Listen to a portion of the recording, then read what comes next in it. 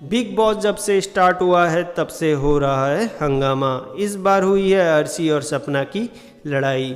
वैसे भी दोनों की लड़ाई बिग बॉस में आम हो गई है। मामला कुछ इस प्रकार से है। बिग बॉस ने घर वालों को लग्जरी बजट का टास्क दिया। इसमें हितेन को बनाया गया राजा और शिल्पा और अर्शी बनी उनकी रानियां।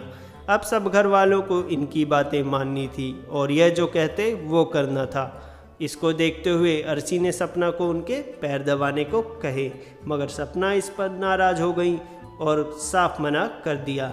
सपना ने कहा, मैं ऐसी औरत के पैर कभी नहीं दबाऊंगी। मगर हितेन और घर वालों के काफ़ी समझाने के बाद सपना राजी हो गई और अर्शी के पैर दबा दिए। अर्शी के पैर दबाने के बाद सपना को आ गया गुस्सा और वो अर्शी को मारने के लिए दौड़ी। तभी घर वाले बीच में आ गए और मामला शांत कराया।